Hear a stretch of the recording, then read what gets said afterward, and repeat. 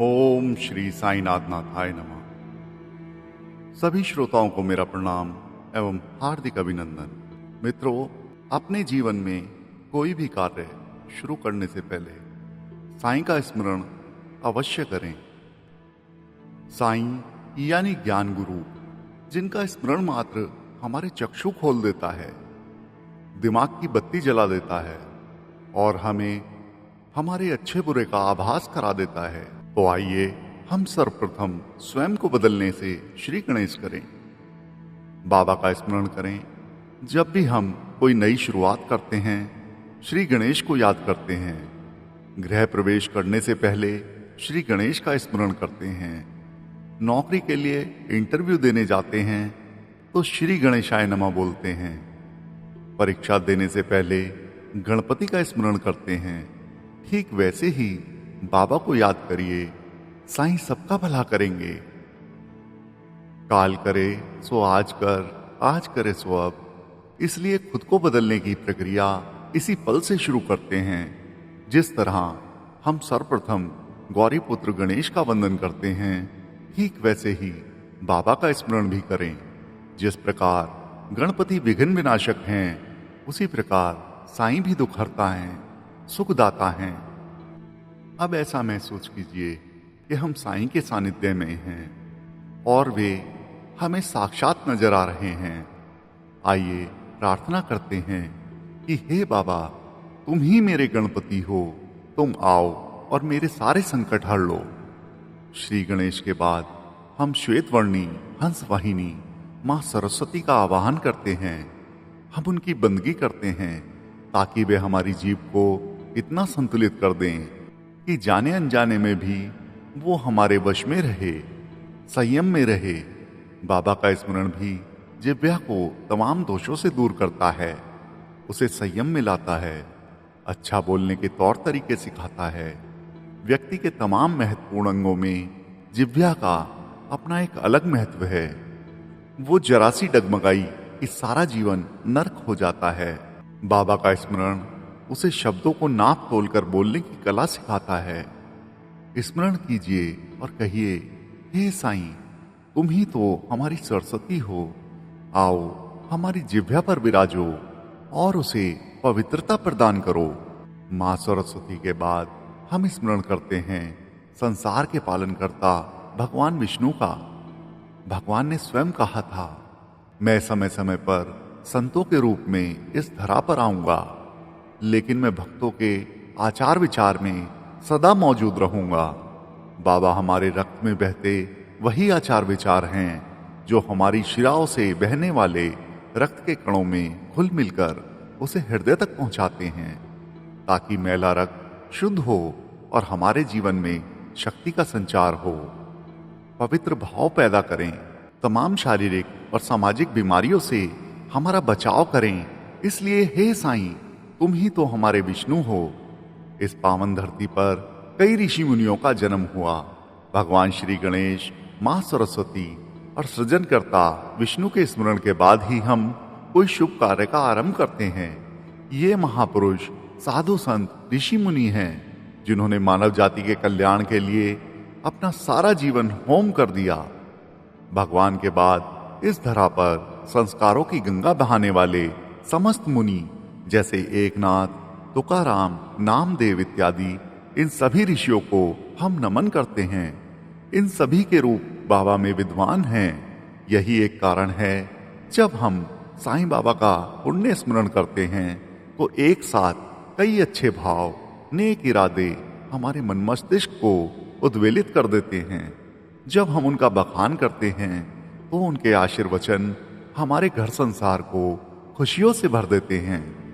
हमारे जीवन में गुरुओं का अहम स्थान होता है। ईश्वर रचयिता हैं। उनकी रचनाओं या पाठों को एक एक सूत्र कहें या एक पुस्तक में संजोते हैं साधु संत, ऋषि मुनि और महापुरुष। कोई भी पाठ या पुस्तक तब तक असरकारक नहीं होती जब तक कि उसमें लिखे विषय का कोई संदर्भ प्रसंग सहित व्याख्यान नहीं करता या उन्हें प्रयोग करके हमें नहीं समझाता। जो रचना करता है वही ईश्वर है। चाहे वो कोई भी हो, जैसा भी व्यक्ति हो। हमारे लिए घर बनाने वाला मिस्त्री, हमारे पैरों को कांटों कंकड़ों से सुरक्षित रखने के लिए जूते चप्पल बनाने वाला मोची, अन्न उगाने वाला किसान और हमें जन्म देने वाली माँ, सभी ईश्वर का ही अंश हैं। वैज्ञानिक, शोधकर्ता आदि भी भगवान का ही अंश हैं। हम सभी उस परम शक्ति के अंश हैं जो मनुष्य के जीवन को खुशहाल और समृद्ध बनाने के लिए लगातार नई चीजें इजाद करते हैं। परम पिता परमात्मा की इन्हीं सब रचनाओं को एक सूत्र में संजोते हैं साधु संत, ऋषि मुनि और महापुरुष। महापुरुषों की फेरियत अपरंपार है। इसमें पिता भी शामिल हैं जो हमें ढंग से जीना सिखाते हैं। हमारे मित्र भी शामिल हैं जो हमारा मार्गदर्शन करते हैं। इन सब में गुरुओं का स्थान सर्वोपरि होता है। वे ईश्वर तुल्य होते हैं क्योंकि वे साधु संत, ऋषि मुनि और महापुरुषों की कही बातों का पाठ या प्रयोग हमें सिखाते हैं। लेकिन क्या हम अपनी जिंदगी में पढ़ लिख कर ही सब कुछ सीख पाते हैं? बिल्कुल नहीं। जब तक किताबों में कही बातें कोई हमें प्रयोग करके सरल तरीके से न समझाए, हमारी समझ में कुछ नहीं आता। जो हमारे जीवन में हमें सही और गलत, अच्छे और बुरे का भेद करना और इस भेद को आत्मसात करते हुए एक सुखमय जीवन जीना सिखाते हैं, वे हमारे गुरु होते हैं। गुरु वो व्यक्ति है जो हमें आनंदमयी जीवन जीने के तौर तरीके सिखाता है। गुरु गीता के अनुसार गुरु शब्द को विभक्त किया जाए तो गु का अर्थ अंधकार होता है और रू का अर्थ उसको हटाने की क्रिया के रूप में परिभाषित है। गुरु का अर्थ तिमिरनाशी यानी अंधकार को मिटाने वाला होता है। साईं बाबा हमारे गुरु भी हैं। उनका सानिध्य हमें सही मार्ग पर चलने की प्रेरणा देता है। वे महापुरुष भी हैं जिन्होंने ईश्वर की कही बातों और उनके जुड़े विषयों को हमारे लिए एक सूत्र में पिरोया। बाबा हमारे भगवान भी हैं जिन्होंने जिंदगी को सुखमयी, निरोगमयी और तमाम सारी सामाजिक बुराइयों से बचने के नुस्खे तैयार किए। साईं ही हमारे अंदर नई ऊर्जा के रचयिता भी हैं, अच्छाई के जनक भी हैं, इसलिए ब्रह्मतुल्य हैं। वे हमारे अंदर की बुराइयों का संहार करते हैं, इसलिए विष्णु तुल्य हैं। वे हमारे मन के मैल को दूर करने अपनी वाणी और सानिध्य से निर्मल गंगा का बहाव करते हैं, इसलिए महेश्वर तुल्य हैं। वे इन सबसे ऊपर हमारे गुरु भी हैं। गुरु का स्थान ईश्वर से भी पहले इसलिए रखा जाता है क्योंकि वे हमें सही गलत का आभास कराते हैं, अच्छे कर्मों की सीख देते हैं। अगर हम बुरे विचारों में फंसे रहें, पाप का गढ़ा बरते रहें, तो हम भला ईश्वर को कैसे पहचानेंगे? कण कण में विराजे भगवान हमें कैसे नजर आएंगे? इसलिए हमेशा बाबा का स्मरण करते रहें ताकि विकार हमारे अंदर प्रवेश न कर पाएं। बाबा गुरु, ब्रह्मा, विष्णु आदि सभी की भूमिकाओं में हमारे बीच मौजूद हैं। श्रीमद् भगवत गीता में 4 अध्याय श्लोक 7वें व 8वें में भगवान श्री कृष्ण कहते हैं, जब जब धर्म की हानि और अधर्म की वृद्धि होती है तब तब मैं अवतार धारण करता हूँ। बाबा का अवतरण भी इसी प्रक्रिया का एक हिस्सा रहा है। उन्होंने सबका मालिक एक यानी सभी धर्मों का अंत एक ही ईश्वर पर जाकर मिलता है, इस बात को लगातार महत्व दिया। लोगों को ऊंच नीच, जात पात और धर्म संप्रदाय के भेद से उबारा, सबको एक धुरी पर लाए, एक मंच पर बैठाया।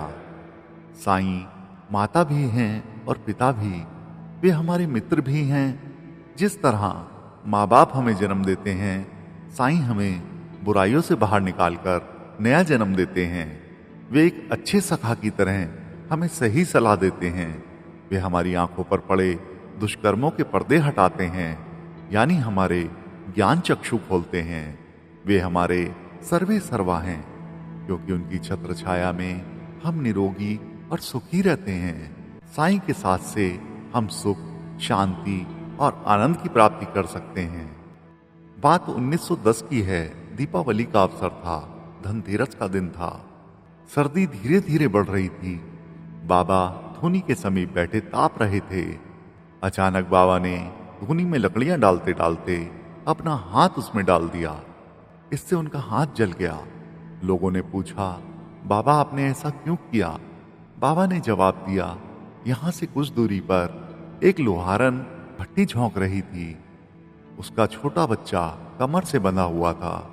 तभी उसके पति ने उसे पुकारा। लोहारन तुरंत दौड़ी, लेकिन इस भागा भागी में उसका बच्चा भट्टी में गिरने ही वाला था कि बाबा ने उसे पकड़ लिया।